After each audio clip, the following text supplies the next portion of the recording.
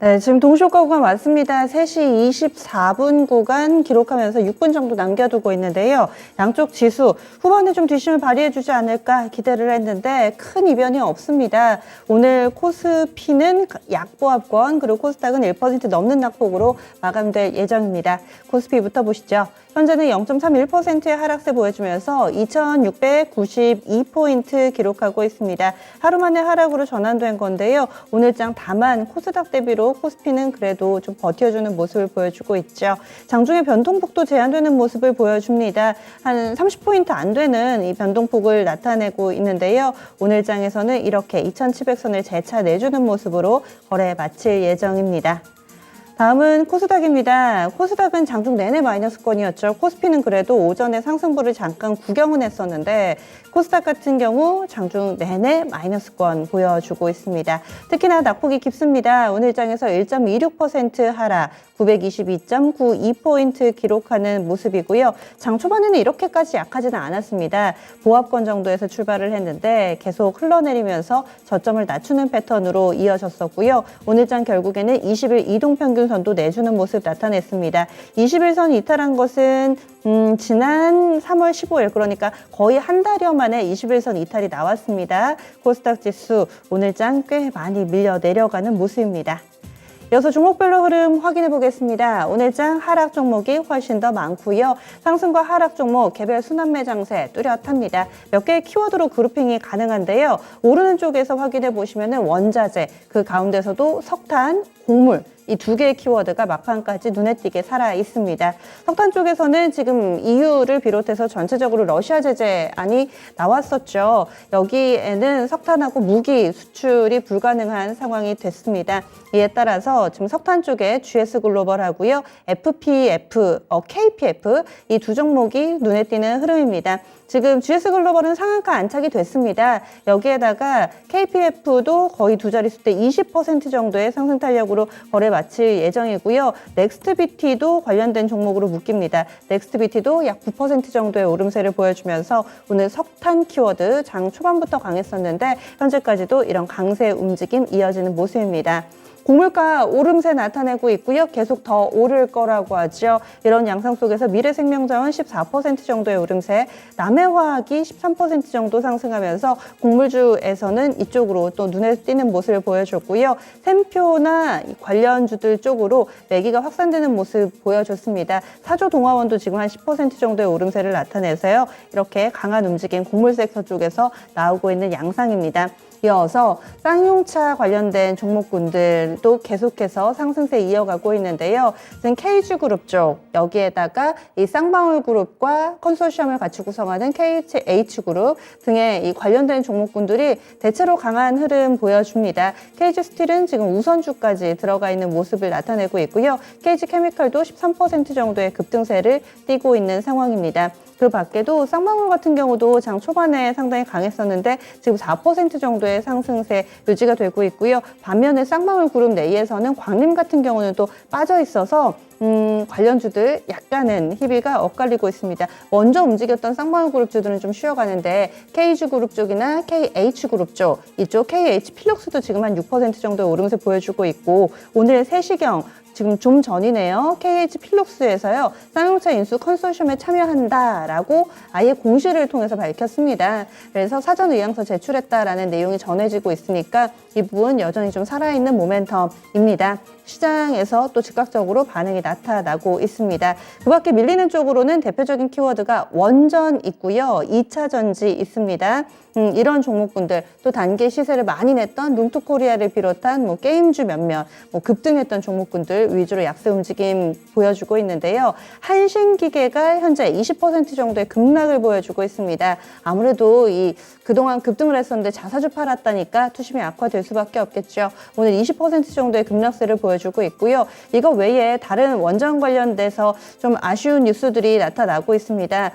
미국 지역에서요 원전 해체를 하는데 지금 원전수가 좀 나온다라는 내용이 있습니다. 매사추세츠 원전을 해체하는데 원전수 해수 방출 논란이 있다고 하고요. 이런 부분들 계속 원전 관련돼서는 뉴스가 여러 가지가 좀 엎치락 휘치락하면서 영향을 미치고 있는 상황입니다. 뿐만 아니라 지금 영덕 쪽에서 경북 영덕 지역에서 지난 주말 지진이 발생해서 원전 괜찮냐 뭐 이런 얘기들도 나오고 있는 상황이어서 투자 심리가 약화되는 모습 나타내고 있습니다. 일진파워도 오늘 많이 밀리고요. 지금 낙폭이 7% 정도 나오고 있고, 그리고 또 보성파워텍 등의 이 원전 관련된 종목군들 10% 안팎의 약세권으로 거래 마칠 예정입니다. 양시장을 합해서 역시나 거래대금 1위는 삼성전자인데 오늘 눈에 띄는 쪽이 선물 인버스 쪽 많이 삽니다. 그래서 하방 베팅하는 그런 ETF 투자자들도 평소 대비 많이 늘어나 있다는 점 특징으로 볼 수가 있습니다.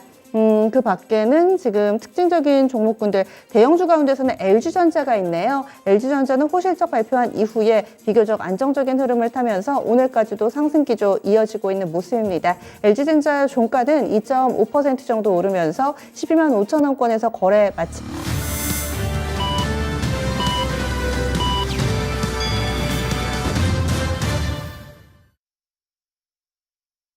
4월 11일 월요일입니다. 국내 증시 이렇게 막을 내렸네요.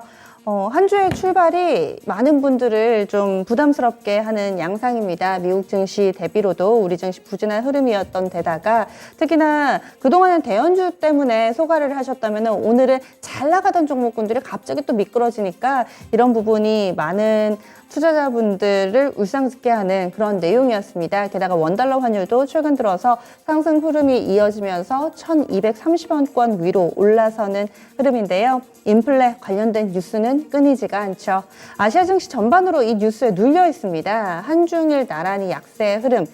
일본 증시부터 보시죠. 니케이 225 지수는요. 0.61% 하락하면서 26,821.52엔에 거래 마쳤습니다. 일본 증시 우리 증시와 비슷하게 근래 들어서 27,000엔 선까지 갔다가 재차 좀 밀려 내려가는 흐름을 보여주고 있습니다. 오늘장 개파락 출발했다가 오전에 좀 만회하나 싶다가 다시 밀리는 우리 증시와 동일한 패턴 보여주면서 니케이 225 지수 0.61% 하락으로 거래 마무리가 됐고요. 다음은 중국 쪽 넘어가 보겠습니다. 중국에서 오늘장 물가 지표가 나왔는데 이 두 가지 모두 다 생산자 물가, 소비자 물가 모두 다 시장 예상치를 상회하면서 중국 쪽의 물가도 심상치 않구나 이렇게 느낄 수 있는 부분이었는데요. 우리 시간으로 10시 30분 나왔습니다. 소비자 물가 지수가 전년 대비 1.5% 올랐습니다. 예상치가 1.2% 정도만 오르지 않을까 싶었는데 이것보다도 더 많이 오른 거고요. 생산자 물가 같은 경우도 8.3% 올랐습니다. 예상치는 한 7% 후반이었는데 이것보다 더 오른 거죠. 그래서 중국 지역에서 생산자 소비자 물가 계속해서 오름세를 나타냈습니다. 이 영향에 중국 상해종합지수 지금 많이 밀립니다. 2.58% 낙폭 나오네요. 개파락으로 출발해서 지금 저점을 전혀 못 잡습니다. 3,200도 지금 내주고요. 3,167.93포인트 기록하고 있습니다. 하루 만에 83포인트 내준 거라서 중국 증시 많이 밀립니다. 게다가 중국 내부적으로 지금 코로나 상황이 점차 심각해지고 있다고 하죠. 제로 코로나 정책을 쓰는 중국. 그래서 더욱더 강도 높은 봉쇄라든지 이런 전략을 펼치고 있는데 그러다 보니까 이 경기가 악화될 것에 대한 우려가 증시를 누릅니다. 심천 쪽도 그렇습니다. 3.6% 지금 깊게 좀 빠지는 모습을 보여주면서 특히나 중국 쪽 증시 안 좋다라는 점이 확인되고 있습니다. 국내에서의 흐름 보겠습니다. 환율 동향인데요. 원달러 환율은 오름세를 나타내면서 장중 이런 플러스권 흐름으로 거래 유지가 됐습니다. 종가 많이 올랐네요. 장중에는 1230원대에서 횡보하나 싶었는데 거의 고점 부근에서 마감됐습니다. 원달러 환율이 8원이나 올랐습니다. 그래서 1233원 10전에 거래 마치면서 원달러 환율 4거래일 연속해서 상승세 이어지고 있습니다. 참고로 원달러 환율 최근의 밴드 상단은 1240원대 기록되고 있습니다. 거의 다 왔습니다. 그러면 국내 증시 정리해 보겠습니다. 시황센터 갔다 옵니다.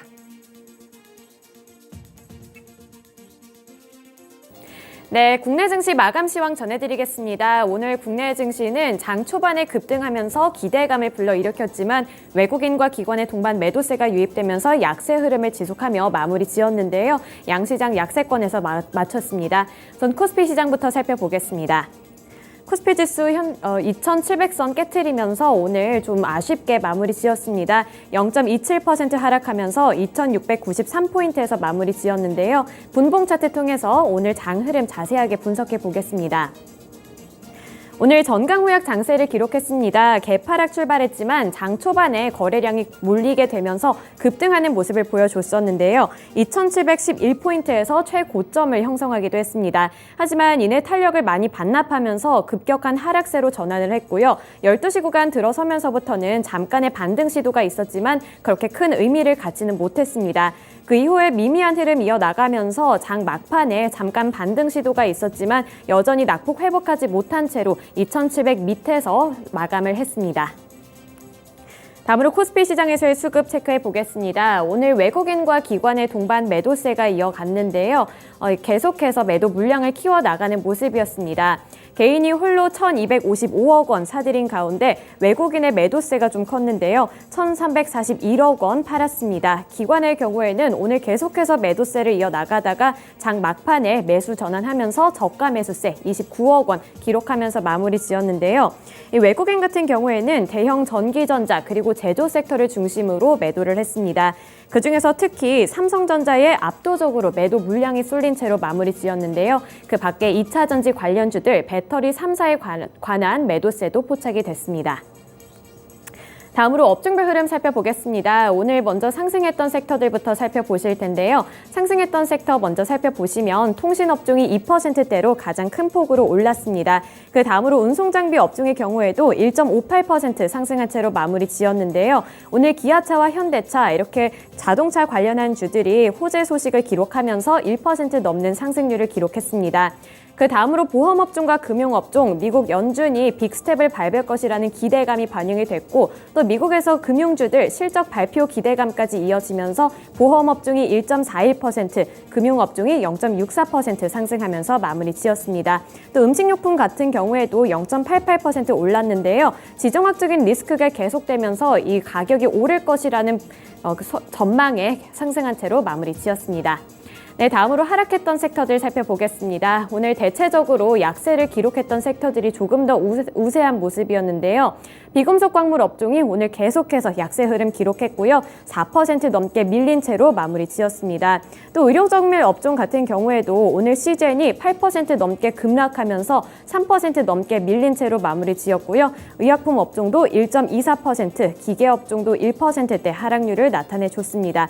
서비스 업종도 오늘 플랫폼 관련주들이 그렇게 힘을 내지 못하면서 0.95%로 1% 가까이 되는 하락세로 장을 마쳤습니다.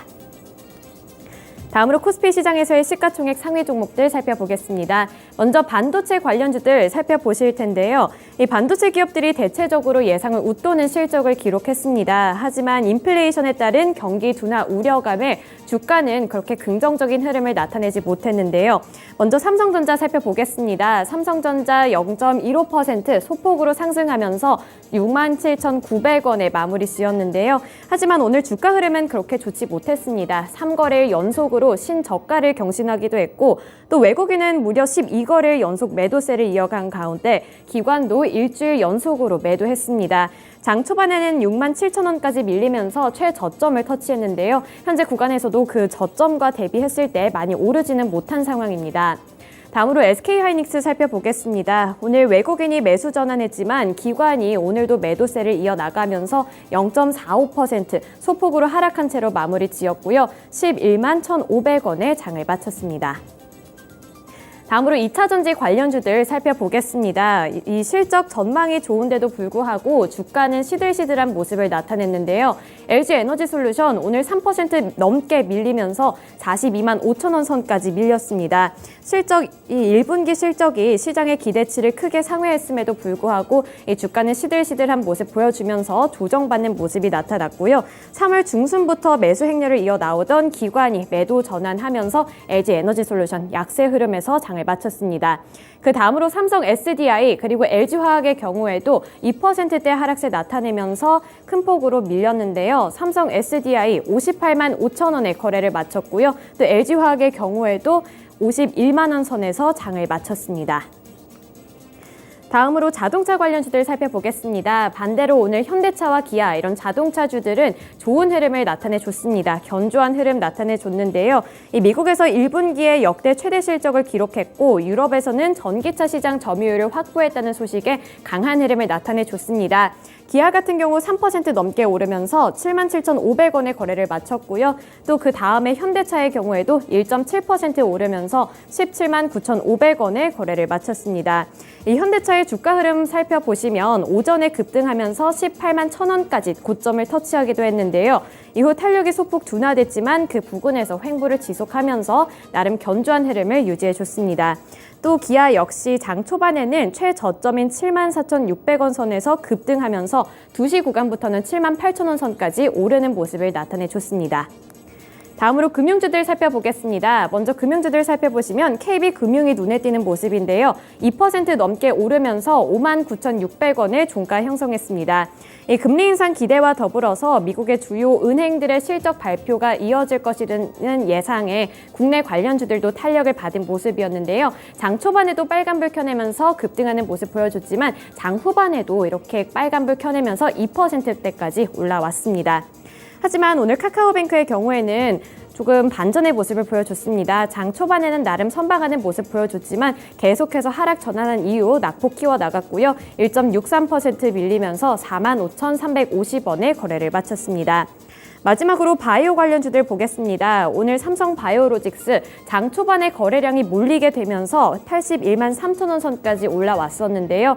하지만 그 이후에 하락세를 지속하면서 하락 마감했습니다. 삼성바이오로직스 8만 1,000원에 거래를 마쳤 80만 1,000원에 거래를 마쳤고요. 셀트리온의 경우에도 외국인의 수급이 소량 들어왔지만 지지부진한 흐름 이어나가면서 오늘 약하게 장을 마무리 지었습니다.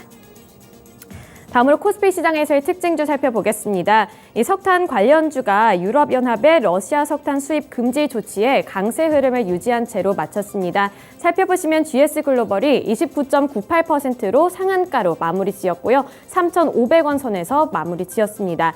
LX인터내셔널 같은 경우에도 3.51% 상승한 35,400원의 종가 형성했고요. 넥스트비티도 오늘 큰 폭으로 올랐습니다. 9% 넘게 오르면서 1,475원의 종가 형성한 모습입니다. 그 밖에 오늘 원유 관련주들도 동반으로 탄력을 받았는데요. S-오일 4.55% 오르면서 10만 3,500원에 마쳤고요. GS와 대성산업도 2%에서 3% 넘는 상승률 기록하면서 종가 형성했습니다. 네, 이어서 코스닥 시장으로 넘어가 보겠습니다. 코스닥 지수 역시 전강 후약 장세를 면치 못했는데요. 1% 넘게 밀렸습니다. 921포인트 선에서 마감했는데요. 코스닥 지수의 흐름 역시 분봉 차트 통해서 살펴보겠습니다. 10시까지는 강한 모습을 보여줬습니다. 하지만 이후에 탄력이 급격하게 둔화되는 모습 보여줬는데요. 11시 구간부터 1시 구간까지 지지부진한 흐름 이어나가다가 1시 구간에서는 다시 한번 탄력이 둔화되는 모습을 보여줬습니다. 장 막판에 잠시 반등하려는 움직임을 보여줬지만 그렇게 의미가 크지는 않았습니다. 코스닥 시장에서의 수급 살펴보겠습니다. 역시 외국인과 기관의 동반 매도세가 이어나가졌는데요. 개인만이 홀로 2,500억 원 넘게 매수했습니다. 반면에 외국인이 981억 원, 기관이 1,480억 원 매도했는데요. 외국인과 기관 모두 코스닥 100종목을 위주로 매도했고요. 그중에서도 2차전지, 소재, 부품을 위주로 매도세를 이어나갔습니다. 이어서 코스닥 시장에서의 시가총액 상위 종목들 살펴보겠습니다. 오늘 2차전지 관련주들이 가장 크게 밀리는 모습 나타내줬는데요. 에코프로비엠 2.45% 밀리면서 45만 7천원 선에 종가를 형성했습니다. 나머지 LNF도 오늘 6% 넘게 떨어지면서 22만 8,300원에 마무리 지었고요. 선보 역시 6% 넘는 하락세를 기록했습니다. 30만 9,500원에 종가 형성했는데요. 계속해서 외국인의 매도세가 이어졌는데 이 2차전지 관련주들 해서는 증권가의 분석은 좋다는 점은 조금 기억해 두시면 좋을 것 같습니다. 네, 그 밖에 나머지 콘텐츠주들 버킷스튜디오, 스튜디오 드래곤, 펄어비스, 위메이드 등 이런 성장주들 역시 오늘 약세 흐름을 면치 못했고요. 스튜디오 드래곤 1.96% 하락한 가운데 버킷스튜디오 역시 2% 넘게 밀렸습니다. 카카오게임즈의 경우에도 3.71%로 4% 가까이 되는 하락세 나타내주면서 72,700원에 거래를 마쳤습니다. 그리고 셀트리온 제약과 셀트리온 헬스케어, 오늘 셀트리온 그룹주들 약한 흐름 지속하면서 파란불 켜내는 모습이고요. 나머지 성장주들 역시 오늘 파란불 켜내면서 약한 흐름으로 마무리 지었습니다. 네, 다음으로 코스닥 시장에서의 특징주 살펴보겠습니다. 이 로봇 관련주들 시장 기대감에 오늘 급격하게 상승하는 모습을 연출해줬지만 장 막판에는 탄력이 둔화되면서 대체적으로 윗꼬리를 크게 단 모습인데요. 살펴보시면 오늘 유진 로봇 강한 탄력 받으면서 현재 구간에서도 6.93% 오름세로 마무리 지었는데요. 하지만 장 초반에 비해서는 탄력 둔화됐습니다. 7,250원에 거래 마감했고요. 로보로보, 로보스타, 레인보우 로보틱스, 에브리봇과 로보티즈 역시 4%에서 3%대 상승세를 나타내면서 장을 마쳤습니다. 네, 이어서 선물시장 살펴보겠습니다. 선물시장 살펴보시면 0.06% 소폭으로 하락세 이어나가는 중이고요. 356포인트 선 기록하고 있습니다. 네, 다음으로 주체별 동향 살펴보겠습니다. 보시면 개인이 1,976계약 지금 하락세 나타내고 있고요. 외국인이 3,863계약 하면서 빨간 기둥을 세웠습니다. 나머지 기관은 2,693계약을 기록하고 있는 중입니다. 네, 이렇게 특징주까지 함께 살펴봤고요. 오늘의 마감 시황 전해드렸습니다.